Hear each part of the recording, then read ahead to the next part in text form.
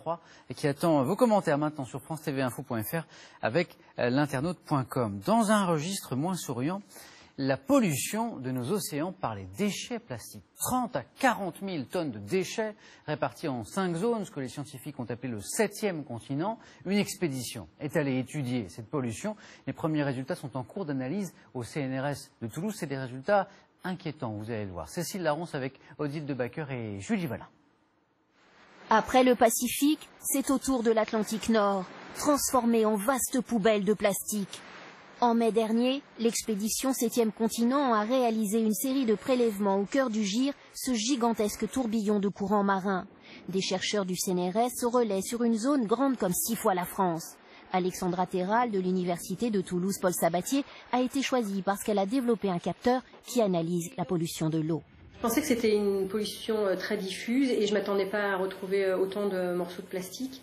Donc il y avait vraiment 1 ou 2 journées où il y avait ces gros débris, ces gros déchets de plastique qu'on a rencontrés sur le trajet du bateau. Et puis ensuite, quand on est rentré plus en avant dans le Gire, on est tombé sur la zone avec les microplastiques, des petits bouts de plastique qui font quelques millimètres. Et c'était surprenant d'en voir autant dispersés autour du bateau.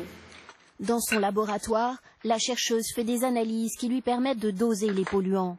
Ces images de vie microscopique sous-marine confortent une découverte américaine qui fait état de la colonisation des débris plastiques. C'est des travaux assez récents qui ont démontré qu'il y avait des bactéries, des microbes qui se développaient sur ces plastiques, qui offrent un habitat vraiment très particulier à une sorte de vie nouvelle en quelque sorte. Et on ne sait pas en fait quel va être l'impact ou quel est l'impact de ces bactéries sur la vie naturelle marine. Ces plastiques, dont la durée de vie peut atteindre 1000 ans, sont ingurgités en quantité par la faune marine et par les oiseaux. Toute la chaîne alimentaire est donc menacée. Certains d'entre vous se souviennent peut-être de l'île aux enfants, cette célèbre émission pour les enfants, bien sûr, à la télé dans le 12-13.